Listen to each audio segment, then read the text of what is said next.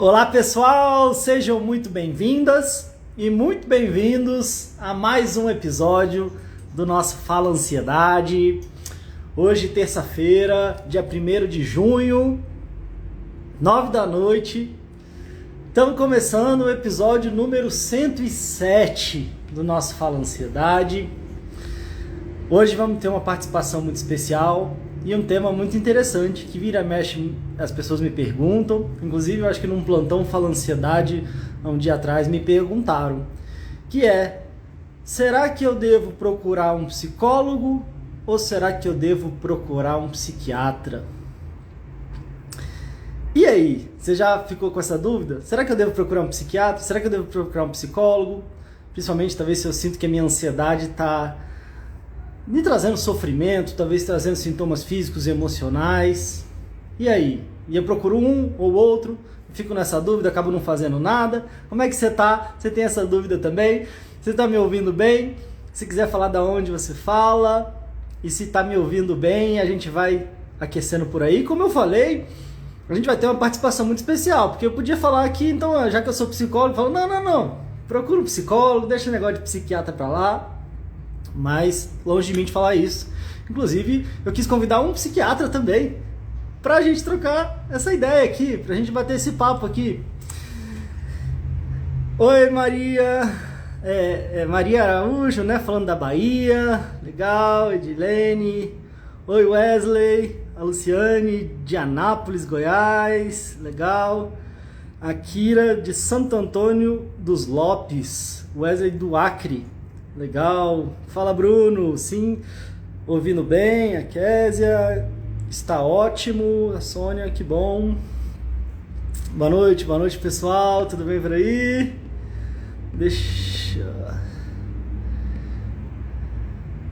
Então, como eu falei, a gente vai ter a participação do Fernando Gratão, médico psiquiatra.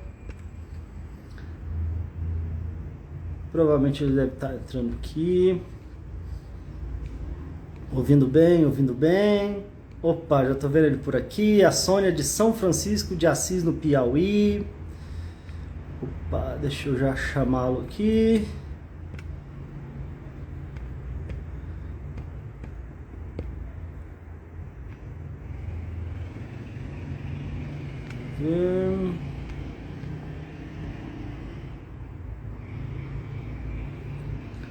Opa, legal. A Carolina de Vitória.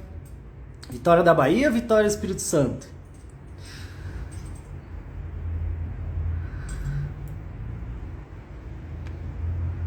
O Bruno de Alagoas. Show de bola. Deixa eu já fixar aqui o nosso tema. Devo procurar um psicólogo ou um psiquiatra? A Kézia, é normal estar ansiosa pra live? Sou ansiosa. Eu acho que acontece, viu? Do meu lado aqui, quando eu vou entrar, tem uma ansiedadezinha. Depois dos 100 episódios, continua, mas é um pouquinho menos. Edilene, de Maceió. Carolina, Vitória Espírito Santo, né? Legal. Peraí, deixa eu tentar chamar de novo aqui.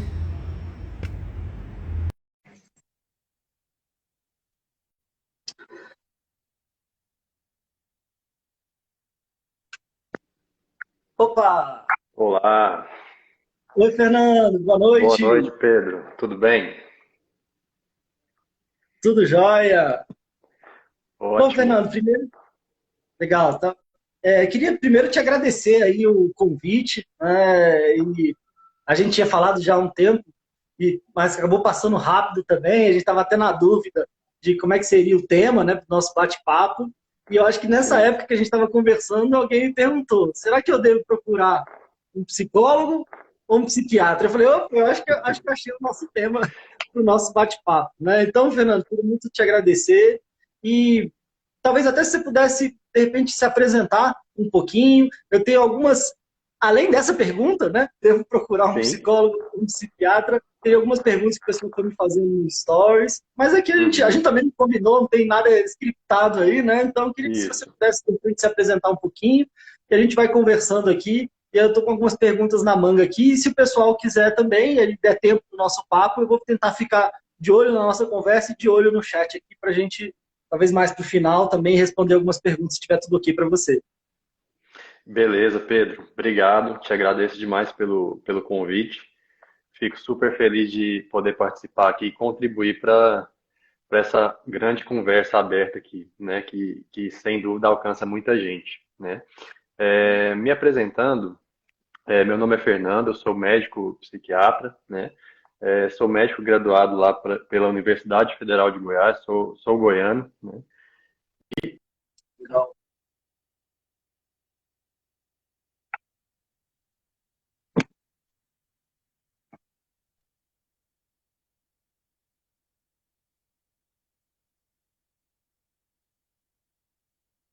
Opa, para mim deu uma travadinha aqui.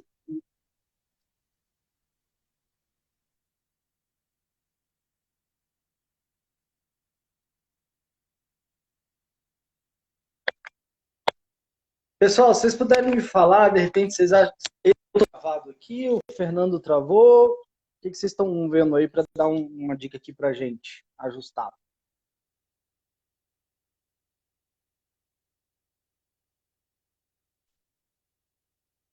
Tá travando, né, Luciene? Vocês me veem bem ou estou travando aqui também? Para mim o Fernando está travado. Será que travou por lá ou vocês estão me vendo bem por aqui? Ele acabou caindo, né? Vamos chamá-lo de novo. O Bruno perguntando, é normal dar um frio na barriga e conversar com psicólogo e psiquiatra? Olha, com certeza é sim. O André falando aqui. Opa, já vou chamá-lo de novo. O doutor Fernando travou. Você está bem? Luciene, você está ótimo. Tá ótimo, legal. Tô de volta. Voltou? Tá me ouvindo? Opa, beleza. Voltou. Acho que Beleza. cortou bem na hora que você disse que você é de Goiás, né? E se Isso, formou na universidade, fez medicina na Universidade de Goiás, é isso? Acho que foi aí isso, que travou. isso. E aí, em Brasília, eu fiz a residência em psiquiatria, né? Que são mais 3 anos. Atuei por um Uau. tempo ainda em Brasília, até me mudar aqui para Minas Gerais, né? E eu acho que já quando eu morava em Brasília, atuava em Brasília, a gente já tinha tido um contato aí de Instagram, eu já tinha conhecido o seu perfil, acho que você já tinha conhecido o meu perfil também, Ah, né? uhum. Que legal. Inclusive, eu quero te agradecer e já recomendar aqui para o pessoal que imagino com a sua agenda corrida, você ainda contribui aqui pelo Instagram também. Eu já até postei um videozinho, tem Sim. alguns vídeos que você mesmo traz, algumas questões que eu acho bem bacana também. E, Fernando, eu queria te perguntar, porque eu sei que Uhum. talvez até desvie um pouquinho do tema, mas eu acho que é um tema interessante. Assim. Eu sei que a Sim. própria é, eu sei por isso assim de casa, meu pai é médico e eu já Uhum. acompanhei às vezes tanto estudantes que estão na luta para passar para medicina, depois estudantes que estão na graduação de medicina e depois médicos também que estão Sim. na luta. E eu sei que é uma jornada desafiadora, né? Vai entrando num nível que eu acho que até na questão da ansiedade, né, que haja resiliência e gestão emocional, né? Para essas três etapas, né? Para passar para a medicina, para fazer a Sim. graduação e depois para seguir a carreira como médico. Como é que foi para você isso? Eu não sei se está tudo bem você falar Uhum. um pouco em relação a isso. Claro, claro. Né? São 3 etapas de transição, né, de vida importantes e é mais do que natural, né, a gente reagir a essas etapas, enfrentar esse processo com ansiedade, né? Já vi alguém, 2 pessoas perguntaram aí já antes de eu entrar, né, se é normal ficar ansioso antes de uma live ou como é que, né? Uhum, São sempre uhum, momentos em que naturalmente, fisiologicamente, a gente vai ficar mais ansioso, né? E não é diferente, não foi diferente para mim, né? No vestibular, eu enfrentei isso, né? Não passei no vestibular, né, direto de primeira, né? Fiz cursinho, fiz meus 2 anos de cursinho lá, né? E acredito que muito de eu não ter passado também de primeira foi por conta da própria ansiedade ali naquele momento, que querendo ou não acaba né? Quando ela passa do ponto, ela acaba prejudicando o nosso desempenho nesse tipo de situação, né?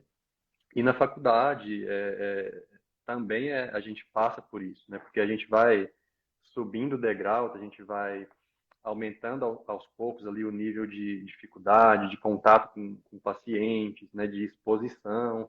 E quando sai da faculdade é outro processo para entrar no mercado de trabalho, né?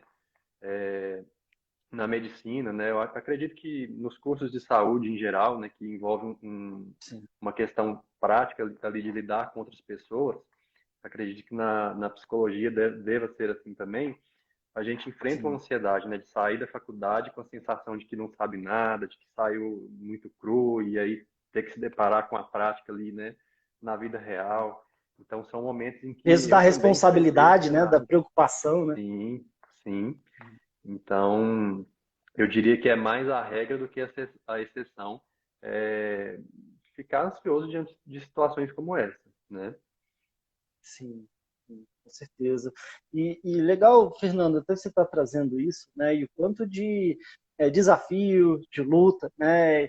E às vezes o pessoal também pode achar que, ah, não, então ansiedade é um negócio que eu tenho ou não tenho, e, então quem trabalha com isso não tem, ou é zero, né? Ou não sente ansiedade, como Sim. ele falou aqui, de fazer uma live ou de fazer qualquer Uhum, outra coisa.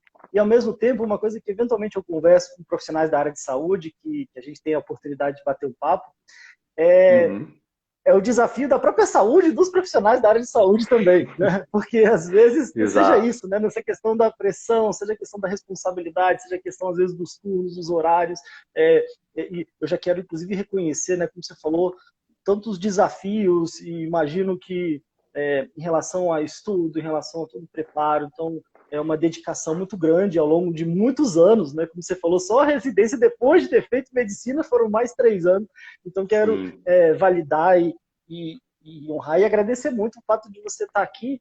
E eu estou até na dúvida se a gente já entra nessa pergunta aí, né, que é a Uhum, pergunta que não quer calar, eu devo procurar um psicólogo, eu devo procurar um uhum. psiquiatra, e é claro que como a gente está aqui no Fala Ansiedade, né, talvez a gente possa Sim, até direcionar um pouco para as pessoas que estão sofrendo com ansiedade. E uma sim. pergunta que veio no meu. Talvez a gente possa ir desenrolando isso, e uma pergunta que veio nos stories que eu deixei para trazer aqui é a pessoa perguntando como é que eu diferencio o meu tipo de ansiedade. Né? E aí a Uhum, gente fala, né, talvez de uma ansiedade natural para uma uhum, ansiedade patológica, ou uma ansiedade uhum, funcional para uma disfuncional, enfim, talvez tenha algumas formas de a gente falar isso, né? Mas é, uhum. é, não sei se a gente pode ir entrando e, de repente, talvez é um passo para a gente tentar responder essa pergunta aí, se é um psicólogo ou psiquiatra, o que você Sim. acha disso, e aí a gente vai tocando. É. Eu acho que seria interessante a gente começar, já que a gente está no Fala Ansiedade, né, a gente começar falando mais sobre a ansiedade, até para depois ficar Uhum, mais fácil do pessoal entender, nesse ótimo, contexto específico aí de transtornos de ansiedade, ou de uma ansiedade, às vezes até, né, natural, fisiológica, ótimo. qual seria o momento de procurar um psicólogo, um psiquiatra, né? Como Perfeito, saber quem você deve procurar e tudo, né? E perfeito. quando a gente fala de ansiedade, né? Você até mencionou aí, muita gente pergunta, tem ansiedade, não tem? Como é que é isso, né? Quando a gente fala de ansiedade e das alterações de comportamento, dos transtornos, né, psiquiátricos, qual que é a grande dificuldade? A gente está falando aqui de nuances, né? Na saúde mental, o diagnóstico em saúde mental, ele não é um diagnóstico assim binário, né? Categorial, tem, não tem. É, é diferente, por exemplo, de uma pessoa que, sei lá, que é diagnosticada com Covid, né? Só existe duas Uhum. possibilidades, ou tem Covid ou não tem, né? Ou o teste deu Ou tá positivo ou não grávida ou deu, não tá ou deu grávida, né? negativo. Tem mais ou É, menos grávida, tá né? grávida ou Tá não tá grávida ou não tá grávida, grávida. né? Exato, não existe um Claro que meio aí não é um termo aí, diagnóstico, né? né? Mas Sim, né? E na psiquiatria, na saúde mental, o diagnóstico ele já é dimensional, né? Ele depende de intensidade de sintomas, duração, do quanto esses sintomas, né, geram impacto na qualidade de vida, no desempenho daquela pessoa, né, nas atividades de vida dela. Então, fica parecendo algo meio vago, né? E eu acho que isso também atrapalha um pouco a maioria das pessoas entender essa questão de ansiedade, quando é normal, quando é patológica, quando procurar ajuda, né? Eu diria que assim, a ansiedade, né? Muita gente chega no consultório falando, ah, doutor, eu tenho ansiedade, né? E aí eu respondo, poxa, que bom, né, que você tem ansiedade, porque todos nós temos, né? Sinal que tá vivo até, E né? a gente está vivo por conta disso, né? A ansiedade, ela, querendo ou não, ela é uma resposta fisiológica, normal, natural, né, do ser humano e que, inclusive, permite com que a gente reaja a diversas situações de perigo, de ameaça, né? E a gente sobreviva e perpetue a espécie, né? Essa ansiedade, né, mesmo a ansiedade normal, fisiológica, né, natural, ela vai gerar uma sensação de angústia, né, de apreensão, de preocupação, né? Ela pode, mesmo a ansiedade fisiológica, ela pode gerar ali, né, sensações físicas desagradáveis, né? O coração acelerar, é, a respiração ficar mais ofegante, né? É, tensão muscular, né? Por quê? É uma resposta de adaptação para luta ou fuga, né? Lá os nossos ancestrais, os nossos antepassados precisavam dessa resposta para sobreviver, né? Para se protegerem de ameaças reais ali, né? Só que hoje a gente vive num mundo totalmente diferente. A gente vive em sociedade organizada, civilizada, né? E um monte de ameaças, né, que lá atrás, né, a gente precisava se preocupar com elas, não existem mais, né? Mas o nosso cérebro, né, não evoluiu da mesma forma que o nosso estilo de vida evoluiu, né? O nosso cérebro preserva circuitos, né, neuronais e reações ali dos nossos antepassados, né? Quando essa ansiedade ela ultrapassa um ponto em que ela, ao invés de te ajudar, né, de te colocar em ação, de te preparar para executar uma ação, ao invés disso, ela te paralisa, ou ela te traz um sofrimento insuportável, ou ela perdura por mais tempo do que o necessário, ou ela é desproporcional àquele estímulo, né, que causou essa ansiedade, aquela ameaça. Aí sim a gente começa a falar de uma ansiedade que já é mais disfuncional, que já né, que já tem características patológicas, né? Não Às sei vezes se você sintomas tem físicos, algo a né? acrescentar em Às vezes relação a sintomas isso. físicos, emocionais, muitas vezes até a pessoa passa por, inclusive, outras especialidades médicas também, né? Dependendo da Sim, onde é esse sintoma. A pessoa até exato. comentou em relação à dor na nuca, né? Dores Uhum, tensionais de uma forma geral, questões uhum, gastrointestinais. Então, muitas vezes, até o próprio, a gente tem um grande parceiro aqui do Fala Ansiedade, que veio algumas vezes já também, o cardiologista, o Dr. Carlos Henrique Costa, e ele também comentou sim, o quanto ele recebe de pacientes com questões relacionadas, com sintomas relacionados ao coração, um aperto no peito, seja às vezes no uhum, momento de crise, ou às vezes que é um momento mais agudo, ou às vezes uma dor, uma situação que preocupa muita gente e ela acredita estar com um problema no coração, e aí sim. depois faz, claro, fazer toda uma análise e ao descartar questões fisiológicas acaba se imagino que isso deve acontecer com você também, né? De às vezes a pessoa passar por outros médicos e ir descartando e de repente chega até você. Como é que é isso no seu caso? Olha, isso é muito comum, Pedro. Eu recebo muitos pacientes que chegam, né, encaminhados de cardiologistas, né? Ou então muitos pacientes que contam que até, né, conseguirem chegar lá a uma avaliação com um psiquiatra, passaram várias vezes por idas ao pronto-socorro, né, em pronto atendimento, por conta desses sintomas físicos, né? Principalmente aqueles pacientes com transtorno de pânico, né, que é um dos tipos de transtorno de ansiedade, né? Em que a crise ela é repentina, ela começa, né, de uma hora para outra, a ansiedade é muito intensa e gera, né, muito dor no peito, taquicardia, né, calafrio, uma sensação de morte, uma sensação de que De você está morte. infartando. Então é muito comum essas pessoas procurarem primeiro um pronto-socorro, consultarem cardiologistas, fazerem uma série de exames, né, para descartarem outras causas. até chegarem aos serviços de saúde mental, né? E o próprio paciente com transtorno de ansiedade, principalmente o transtorno de pânico, é, um paciente que ele está mais atento a qualquer sinal ou sintoma físico, né? Às vezes uma pequena palpitação ali no momento específico do dia já chama a atenção dele, ele está sempre em alerta, como se estivesse com a antena ligada ali, já esperando o Uma primeiro... hipervigilância, né? Isso, Meu exatamente. coração tá batendo, minha respiração, minha pressão, quero medir o tempo inteiro, né? Isso, né? E aí ele já interpreta essa mínima sensação física como algo potencialmente, né, de risco, né, que pode colocá-lo em risco de vida, e aí a ansiedade dispara, né? Porque muitas Sim. vezes a ansiedade ela está muito mais associada à forma como a pessoa interpreta aquela situação do que a situação em si, né, real, da forma como acontece ali, né? Então, é uma interpretação hiperdimensionada, hipervalorizada e desproporcional mesmo ao risco, né, à ameaça daquele estímulo, né, daquele evento, né?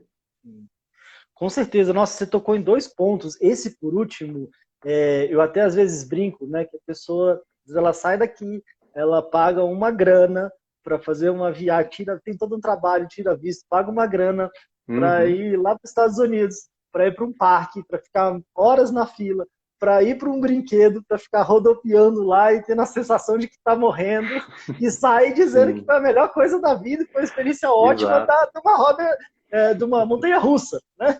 E se a gente for Sim, pensar, muitas vezes, e é claro que aí não foi intencional de ir lá de ter que fazer isso, mas às vezes a sensação é quase a mesma, né? Parece que o coração está saindo pela boca, meu Deus, eu vou morrer, e às vezes essa sim, adrenalina, a descarga ali, né? Enfim, interna e a reação que aquilo gera no corpo, mas de repente aquilo, quando é interpretado como algo divertido, emocionante e muito legal, a pessoa fica pilhadona ali e sai sim, achando bom. Ao mesmo tempo, obviamente, quando é pega de surpresa, e às vezes, como você disse, né, a interpretação que eu tenho não é, bom, eu estou aqui num brinquedo, mas poxa, será que eu estou morrendo? O que está acontecendo comigo? uhum, É muito desesperador. E tem uma historinha que eu gosto de contar, e muito bom poder falar rapidamente aqui e ouvir sim, a sua opinião, que eu já acompanhei muitas pessoas com essa dinâmica, como você falou, né? Às vezes tendo um ataque de pânico e aí dá um desespero, me leva para o hospital, vamos correndo. uhum, E aí a pessoa chega no hospital, só que às vezes até ela ser atendida, né? Às vezes demora um pouco, às vezes tem que preencher uma ficha ou esperar, alguma coisa assim. E então, quando ela consegue falar com o médico, às vezes com o clínico, ela às vezes ela fala, às vezes ela não fala, mas eu já contei muitas histórias, eu vejo muita, eu lembro de ver as uhum, pessoas concordando com a cabeça assim no atendimento presencial e fico imaginando se tem alguém que concorde aqui, vocês escrevam aí. Mas a pessoa dá vontade de falar para o médico, olha, eu juro que eu estava morrendo há 10 minutos atrás.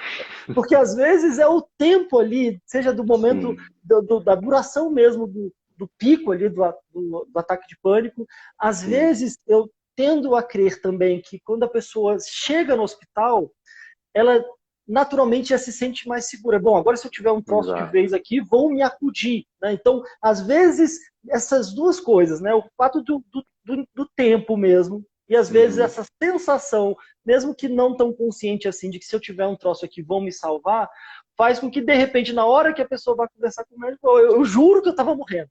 E isso acontece às vezes de forma recorrente, às vezes até na mesma semana, sim, principalmente quando está nos primeiros momentos, né? Quantas pessoas já falando, poxa, o pessoal já me conhece pelo nome, oh, e aí, Pedro, vindo de novo, né? Tá, fulano. já é E, freguês aí do porque a pessoa pronto-socorro. fala, ah, não, dessa vez é, né? Mesmo porque é tão intenso, né? Que não, tudo bem, aquela vez não foi, dessa vez é. Mas o que eu mais queria te perguntar, e quero ver se o pessoal se identifica com isso aqui, mas o que eu queria mais Uhum, te perguntar e que eu acho que às vezes deve ser muito doloroso, porque muita gente me relata que chega e aí vai lá ou faz algum exame e a pessoa fala assim, não, você não tem nada. Às vezes fala assim, você não tem nada, pode voltar para casa. Às uhum, vezes tem assim tá, você não tem nada, procura um psiquiatra.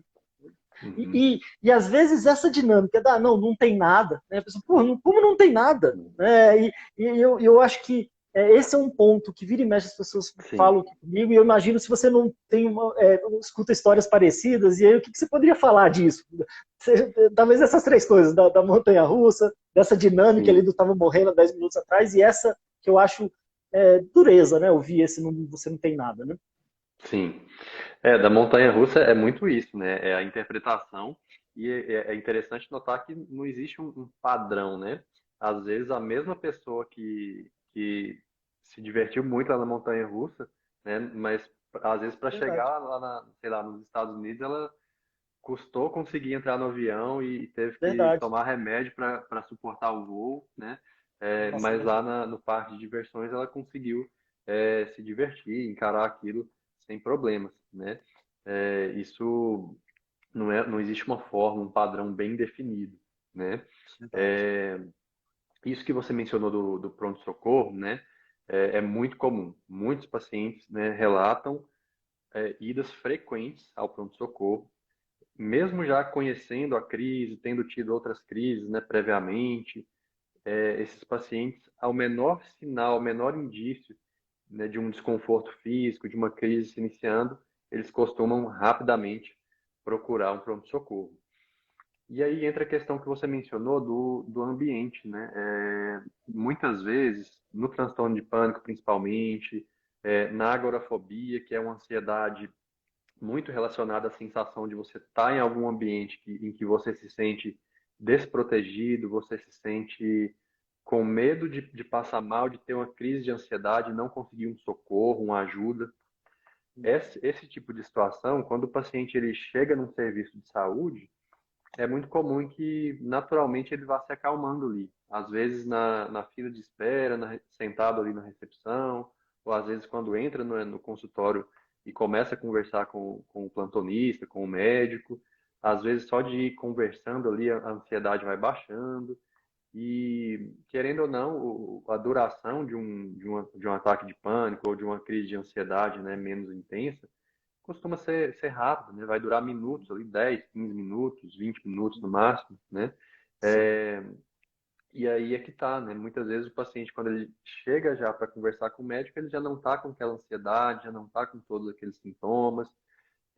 Muitas vezes o paciente fica com um certo receio do médico até duvidar dele ou achar que ele está ali, né, só por algum outro motivo, mas o paciente sabe o que ele sentiu ali antes.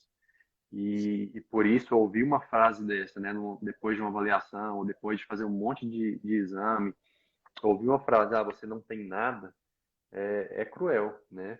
Porque o que o paciente sentiu ali é real, foi real. Né? Ele sentiu com toda a angústia do mundo, e mesmo as sensações físicas, porque às vezes o paciente pensa, esses sintomas físicos são causados pela ansiedade, então eles são coisas da minha cabeça, eles não são reais. Mas não, são sensações e sintomas físicos reais. Se você for lá medir o pulso, vai estar acelerado, né? Se você for medir a pressão, vai estar mais alta. Não dá para invalidar o sofrimento, a dor, o sintoma, né? O adoecimento, porque ele não aparece no exame, porque ele não pode ser medido no sangue, ou porque, né, ele não aparece numa tomografia ou num exame de imagem, né? E se nada realmente é uma forma cruel de invalidar o sofrimento desse paciente, né? E ele precisa Então, assim, o entender que sintoma ele é real, né? A ele é origem é real, emocional, psicológica, mas ele não deixa de ser real por conta disso, né? real, né? Plenamente real. O paciente sabe disso muito bem, né? E às vezes ele sai de lá desmotivado, desacreditado, ou às vezes ele sai até desconfiado e busca uma segunda opinião e faz mais exames. É muito comum o paciente, né, entrar ali numa verdadeira peregrinação mesmo, passar por vários médicos, vários especialistas, né, gastar muito dinheiro repetindo o exame, às vezes exames até invasivos, difíceis de se fazer, sem necessidade, né? Quando ele poderia buscar uma avaliação de um psicólogo, de um psiquiatra, para entender melhor o que está acontecendo, né? E entender que, na verdade, não esse nada aí está errado, não é que não seja nada, né? Tem sim uma causa real, né? E mesmo a gente falando de ansiedade, né, que é um transtorno, né, psíquico, comportamental, é, ela tem fundamentação ali, ela tem base orgânica, cerebral. Existe alteração né, de Uhum. célula, de neurotransmissores, de reações, né, químicas ali que desencadeiam esse adoecimento. Então, Uhum. de forma alguma, dá para dizer que essa pessoa não tem nada, né? Uhum. Que bom, exatamente, Fernando, eu concordo exatamente com o que você está trazendo, né? E o pessoal falando aqui, né, que é difícil de acreditar que é só ansiedade. E eu até queria te perguntar depois, eu acho que até para ressaltar isso que você trouxe, né? O quanto que às vezes é difícil de acreditar e o quanto que às vezes muita gente vai por esse caminho que você citou, né? Às vezes fazendo um exame atrás do outro, e aí eu vou, mas eu não acredito. Isso quando normalmente eu vou muito ali no Dr. Google também, né? E aí eu vou Sim. procurando e vou entrando nos grupos, nas situações ali onde eu vou vendo os sintomas, e aí eu vou já imaginando os piores cenários, ou seja, é um quadro que Uhum. vai se realimentando, mas infelizmente eu acho que até por uma questão cultural, né? Infelizmente a gente não tem uma cultura em relação a lidar melhor com os nossos sentimentos, com as nossas emoções, a gente se conhecer, então a gente tende a ir muito por esse lado do tem que achar alguma coisa, né? Seja às vezes nesses exames intermináveis, seja nessas buscas que acabam ocupando muito a pessoa, né? E aí, como você falou, às Sim. vezes tendo muito gasto não só financeiro, mas às vezes de tempo, de energia, e nessa Sim. peregrinação, como você disse, em relação a ir buscando de tudo. E aí que é um desafio, buscando de tudo, mas menos, talvez, de Menos. repente, lidar ali nesse aspecto emocional, ou talvez para essa área que, como a gente falou, não é que não seja, é da sua cabeça, você está inventando, né, ou está Uhum. fingindo, mas por ter uma origem psicológica e emocional, talvez é importante cuidar ou ir por esse lado, né? E talvez até por muito preconceito, por desconhecimento, por preconceito, há um nível de resistência grande, né? Agora, uma coisa que eu gosto de falar muito, e vira e mexe eu repito, né? Ao longo, eu sei porque que como é que eu sei que é difícil acreditar, né? Ao longo quase da minha Uhum. adolescência, quase toda ali, acho que, sei lá, dos 12, 13 até uns 18, eu tinha um sintoma que eu chamava de entalar, né? Mas parecia que eu Uhum. estava comendo e muitas vezes dava um nó que eu Uhum. e me entalava. E é como se a comida ficasse presa. E aí eu fui desenvolvendo umas estratégias de lidar com isso, de tipo ter que deixar sempre um suco, um refrigerante, uma água. E aí quando eu me engasgava, eu tinha que dar um gole, tipo um golão para ver se descia, e às vezes eu não descia e eu me sentia sufocado. E aí tem alguns elementos que eu gosto de dizer, porque eu sei que já escutei muita gente falando isso também, Sim. eu sei que o pessoal se identifica, que é a sensação de que está todo mundo sabendo que eu estou sufocando, que eu estou morrendo sufocado, Uhum. ao mesmo tempo uma vontade de que ninguém soubesse. Então, pouquíssimas pessoas souberam Uhum. disso ao longo de anos da minha vida. Talvez Uhum. meu pai, eu não sei quem mais sabia. Uhum. Então, era uma situação que eu queria esconder muito, ao mesmo tempo parecia que estava todo mundo vendo. Eu ficava Sim. sempre preocupado, ou seja, então eu ficava reforçando ali que vai acontecer de novo. E de Uhum. repente, poxa, não, mas não tem como parar. Mas não, tem sim, tava travando ali. E, Uhum. e o mais triste, assim, é que era um sofrimento danado, mas eu já estava tão acostumado que eu ia Uhum. tocando. E quando alguém ainda falava, poxa, isso tem a ver com ansiedade, eu não, mano. O que tem a ver com ansiedade? Isso aqui é minha garganta, é eu entalar, Uhum. sufocando. Parecia até que a pessoa estava me ofendendo ou qualquer coisa assim, como se eu estivesse inventando, como se eu não Uhum. tivesse Sim. sufocado. Então, isso tudo que a gente está falando aqui, né? E depois eu já acompanhei várias pessoas, e uma coisa que eu relato, inclusive, é que eu cheguei a atender um paciente, um cliente, que ele chegou a fazer uma cirurgia na garganta, porque tinha isso Caramba. muito, e aí chegaram a ver que talvez tinha um desvio, alguma coisa assim, chegou a fazer uma cirurgia que praticamente não adiantou muita coisa, e Uhum. depois ele até foi para um processo terapêutico, e a gente foi trabalhando, e é interessante que até ao trabalhar as causas, naturalmente os sintomas vão desaparecendo, que foi a minha grata surpresa, né? Quando eu, até por ter entrado na psicologia, ter feito alguns cursos, e tinha algumas vivências psicocorporais, enfim, questões de trabalhando, e aí é muito louco, porque às vezes trabalhando questões familiares, questões da minha infância, Sim. questões de mil coisas, minha mãe apresentava esse sintoma, mil Uhum. coisas que às vezes parece uma maluquice, eu sei, e aí eu nunca, tem mais de 19 anos que eu não tenho mais esse sintoma. Sim. Então eu também posso Sim. dizer da minha experiência pessoal, né? E desses elementos desafiadores aí que eu citei, né? Então, já que eu estou diante do psiquiatra aqui, então não vou perder a Uhum, oportunidade, e claro também, talvez imagine que o pessoal se claro. identifique com isso, né? Mas você percebe um pouco dessas nuances que eu falei em relação o quanto que isso dificulta as pessoas a buscarem ajuda e ficam sofrendo durante anos? Muito, né? Infelizmente, na saúde mental, a proporção de pessoas que procuram ajuda, né, é muito pequena, né, Uhum. comparado à quantidade de pessoas em sofrimento, em adoecimento, né?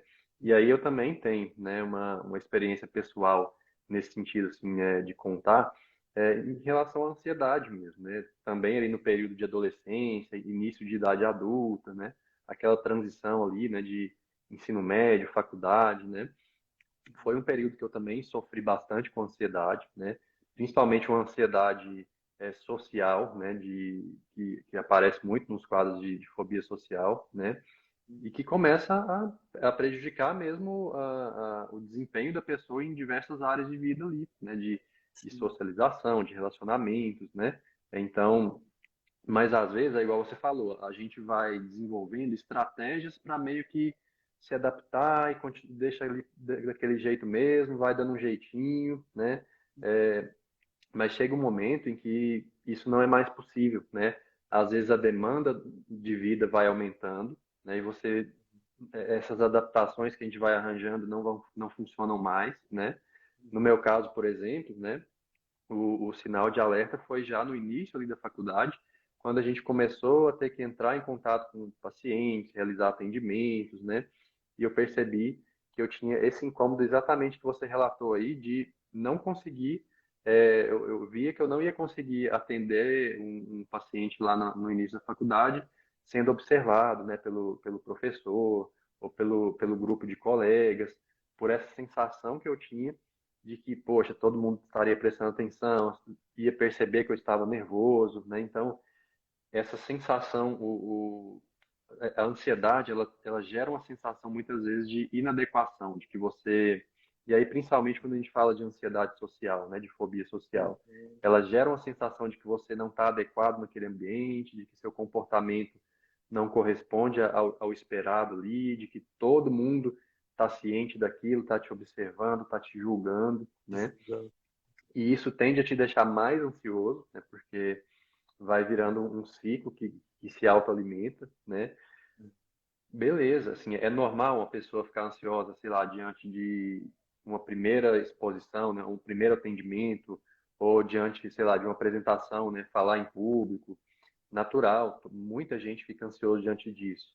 Mas é natural uma pessoa começar a deixar de fazer essas coisas, né, por conta dessa ansiedade, né, de preferir não apresentar um trabalho, preferir ficar sem nota do que se expor, né, ou começar a se isolar muito socialmente, né, aí já não é natural, né, já começa a trazer prejuízos importantes em diversas áreas de vida dessa pessoa, né. E Sim. quando a gente fala de ansiedade, a gente está falando de uma quantidade muito grande de pessoas, né? Se você pegar as estatísticas aí da Organização Mundial de Saúde, a prevalência hoje de transtornos de ansiedade em geral, reunindo todos eles, é de quase 30%, é de 25 a 30% da população em algum momento vai ter, né, algum sintomas ou critérios para algum transtorno de ansiedade. Então é muita coisa, né? E muitas vezes nem um terço dessas pessoas vai procurar ajuda, né? Vai passar ali meses, anos, ou às vezes uma vida toda convivendo com aquele sofrimento, se adaptando àquele sofrimento do jeito que dá, sem procurar ajuda, né? Fica um gargalo muito grande, né? Porque, como você falou, há uma incidência gigantesca e, ao mesmo tempo, uma dificuldade de buscar ajuda, né? Ou seja, se acumula ali, né? Porque às vezes acontece com muita gente, mas poucos vão procurando ajuda, ou seja, então vai enchendo ali aquele, quase como se fosse um funil ali, um gargalo ali, de tanta Sim. gente sofrendo, infelizmente, e sofrendo bastante. Isso que Uhum. você falou da questão do evitar, né? Tem até uma coisa que eu falo que eu brinco que às vezes é quase que tragicômico, não seria cômico, seria até cômico, mais cômico se não fosse trágico, mas esse de evitar, né? Muita gente relata, e esse é um ponto, como você disse, a questão emocional, às vezes ela é tão ou mais debilitante do que, às vezes, eventuais questões físicas.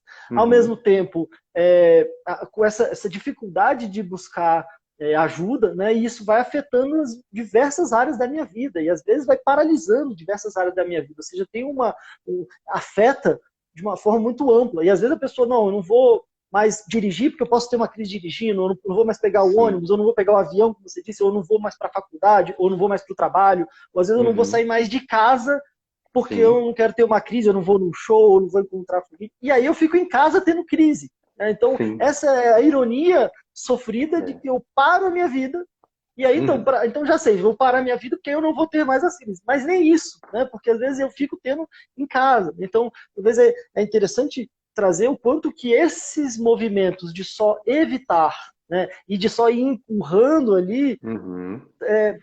podem Só estar perpetua, né, o prejudicando ainda problema. mais, perpetuando o É. processo e às vezes me trazendo outros problemas, né? Porque aí acaba isso vai Sim. me gerando um problema financeiro, um problema de relacionamento, um problema né, de praticamente todas as áreas ali da minha vida. Uhum. A evitação, sem dúvida, assim, é a pior estratégia, né, que um ansioso pode tomar, mas geralmente é aquele mais É a busca, é primeira aquele ali. mais Uhum, recorre, né? uhum, E por que que é pior? Porque ela vai perpetuar o problema, né? Ele vai estar evitando de se expor a essa situação, né? E não tem jeito, né? O ansioso ele precisa se expor gradualmente, né? A essas situações, né? Que causam ansiedade, para ele ir se dessensibilizando, né? Para ele ir percebendo que aquele estímulo, aquele evento, aquela situação não representa uma ameaça, um perigo real, né? sim. Que tem toda uma interpretação da pessoa ali em torno daquilo que ela encara aquilo como algo muito perigoso, muito aversivo. Mas é só com exposição gradual que ele vai remodelando essas crenças, esses pensamentos, essa forma de interpretar aquilo, né? E aí a gente entra na questão central aí da live, né? De, poxa, devo procurar um psicólogo, devo procurar um Exatamente. psiquiatra, né? Eu queria É, puxar exatamente para isso. E sim, aí, como é que faz? porque e aí, né? Eu gosto de dizer assim, procure ajuda, né? Pouco Uhum, importa se você vai primeiro em um ou em outro, né? uhum, Se você for num bom psicólogo ou num bom psiquiatra, qualquer um dos dois vai saber te avaliar, identificar suas principais dificuldades, seus problemas. Se houver necessidade de um encaminhar para o outro, ele vai fazer essa uhum, observação, né? uhum. E na psiquiatria, né, a gente trata de transtornos psiquiátricos, transtornos mentais, né? E toda vez que a gente fala de transtorno, a gente está falando de uma de qualquer condição que os sintomas estão intensos o suficiente, né, a ponto de causar prejuízos funcionais em várias áreas de vida daquela pessoa e um sofrimento importante que impede aquela pessoa de lidar, de seguir com a vida dela normalmente, né? Uhum. Isso é um fato. Mas existe toda aquela questão, né? Ah, vou no psiquiatra, isso significa que meu caso é grave? Ou significa que eu estou muito pior do que os outros? Ou O que que eu sou louco, necessariamente né? Porque às que eu vezes sou até tem louco, né? uma coisa de, eu sou louco. Né? Sim. Ou que eu vou ter que tomar um remédio, né? Uhum. Na verdade, né, o psiquiatra, primeiramente, ele vai fazer um diagnóstico, vai avaliar a gravidade daquele quadro, né, para aí sim traçar estratégias de tratamento, né. E nem sempre aquele psiquiatra vai recorrer ao tratamento medicamentoso, né. Os casos leves, por exemplo, de ansiedade, são perfeitamente tratáveis somente com a psicoterapia, né. Então, o foco do psiquiatra vai ser encaminhar aquele paciente para uma terapia, né. E, Então quer e dizer que não necessariamente se a pessoa for ao psiquiatra, ou no caso a pessoa for recorrer ao seu advento, necessariamente ela vai sair com um remédio ali, ou não seja, isso necessariamente, né? pode não acontecer também. Pode não acontecer, né? E eu gosto muito de observar bem a expectativa do paciente também em relação ao que ele espera de um tratamento, né? Seja do psicólogo, seja do psiquiatra, né? Porque Uhum. às vezes esse paciente ele chega ali querendo uma solução mágica, né? Algo que Pílula faça a mágica. ansiedade dele desaparecer ou cair a níveis assim, zerados, né? O que é Uhum. impossível, né? O que é impossível. E, e há um grande risco, dependendo dessa expectativa, do paciente começar a tomar aquele tratamento ali como uma bengala, uma muleta, né? Ele vai começar a ficar dependente daquele tratamento, dependente do psiquiatra, dependente do psicólogo, e não é esse o objetivo de um tratamento, né? O tratamento é devolver para o paciente a autonomia dele lidar com as questões de vida dele, né? Sozinho, né?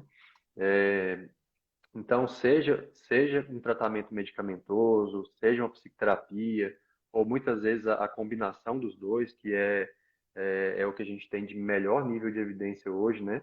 De Legal. eficácia. Esse tratamento ele precisa ser um instrumento de melhora, né? Não uma muleta, não algo para o paciente se agarrar ali e não conseguir viver sem aquilo, mas um instrumento para ele recuperar essa autonomia e a funcionalidade dele, né? Até ele poder Maravilha. receber alta, né? E Maravilha. tocar a vida dele sozinho, né?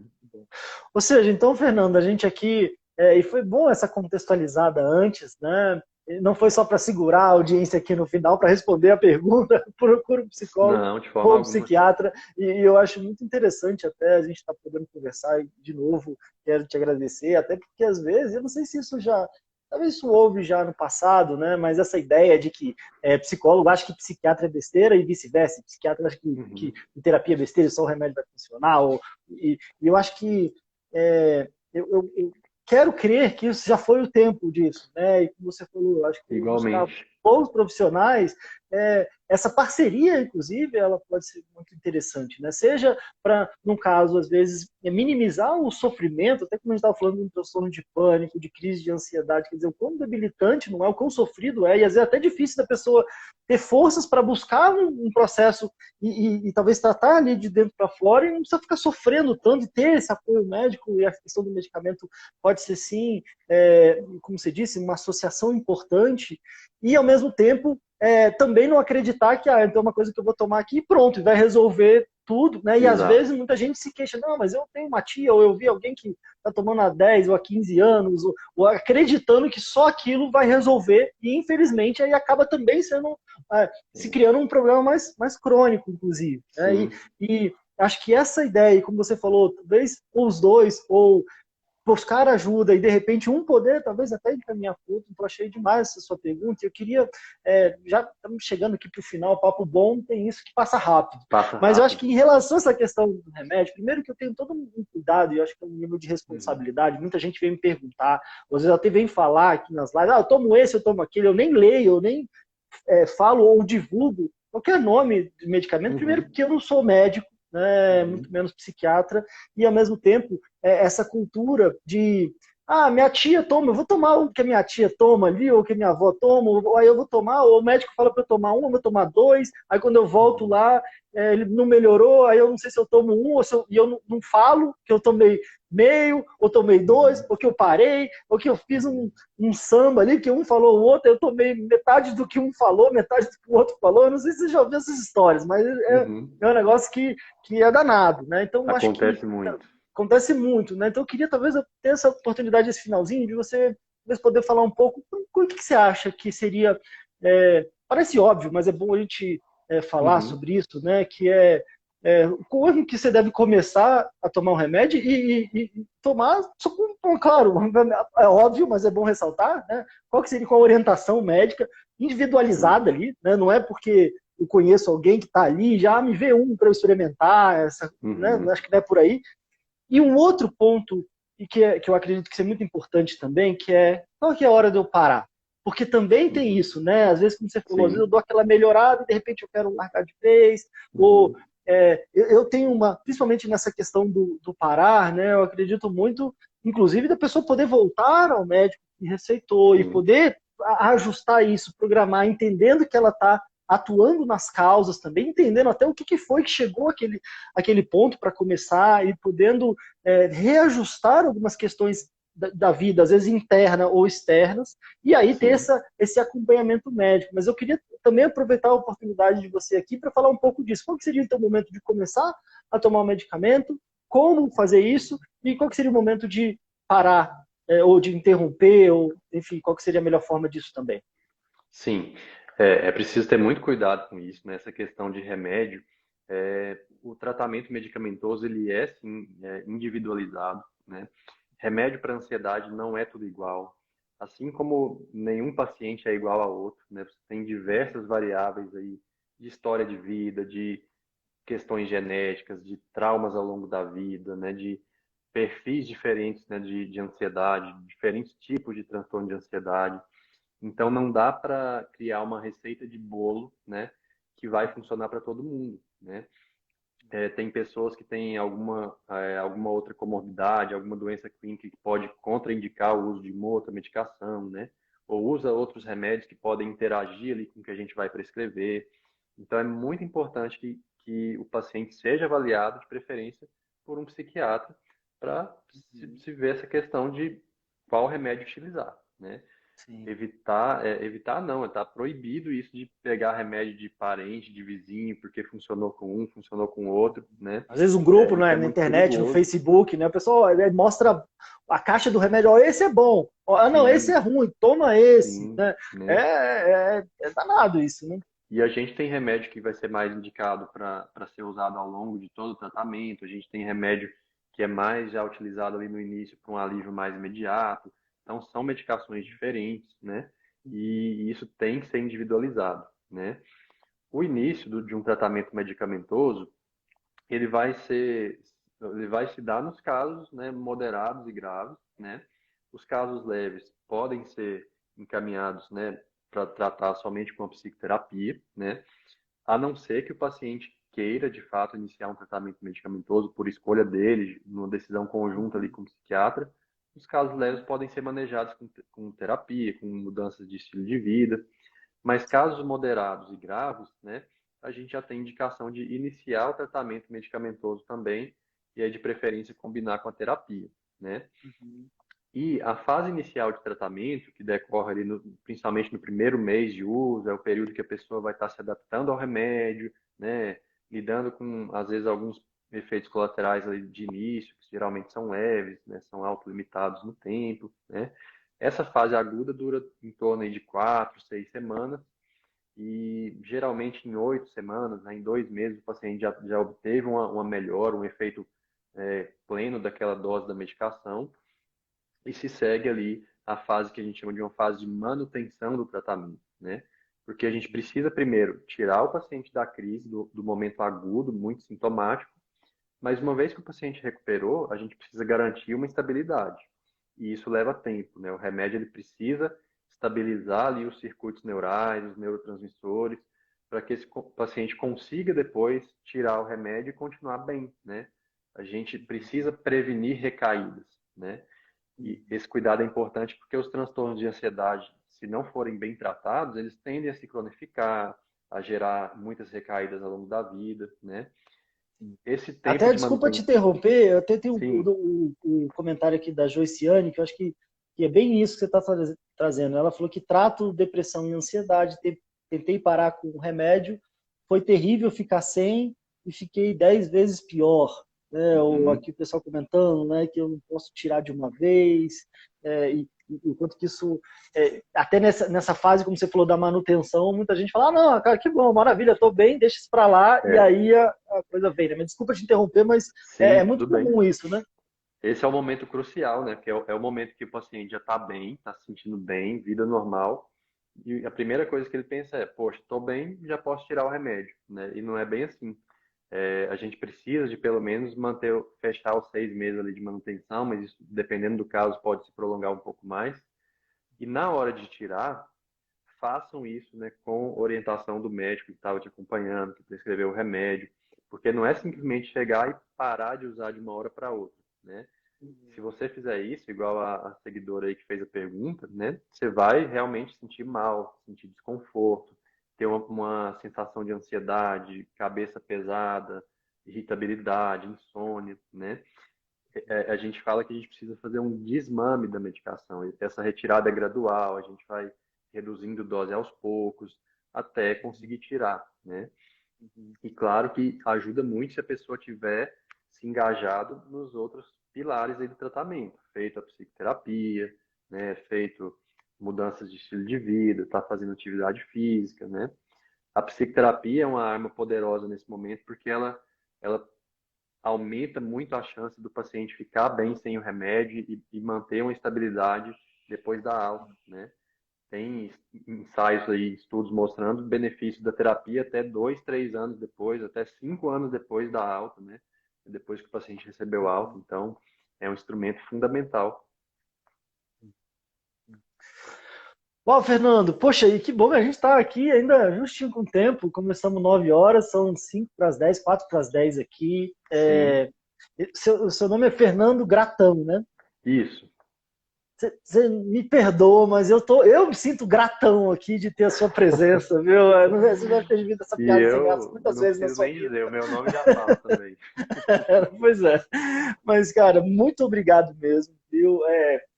A- a- é, Sinta-se em casa aqui, foi muito bom o Poxa, papo, eu acho que obrigado. foi muito, quando a gente fala na questão até da psicoeducação, né? Se a gente diz que a gente às vezes não escuta isso em casa, às vezes não escuta na escola, a gente não aprende a lidar com sentimentos, com as emoções, com essa parte psicológica, então acho que esse papel, seja isso que você vem fazendo nas redes sociais, o que a gente tenta fazer por aqui também, acho que é de extrema importância, então imagina a sua rotina, o seu horário corrido, a essa hora da noite, quase 10 horas da noite, você se dispor a vir bater um papo com a gente.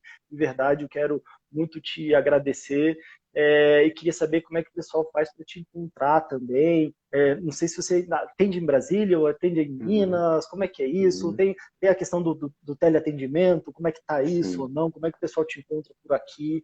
E demais, eu só queria muito te agradecer e se você tiver algumas palavras finais e principalmente de onde o pessoal te encontra. Beleza.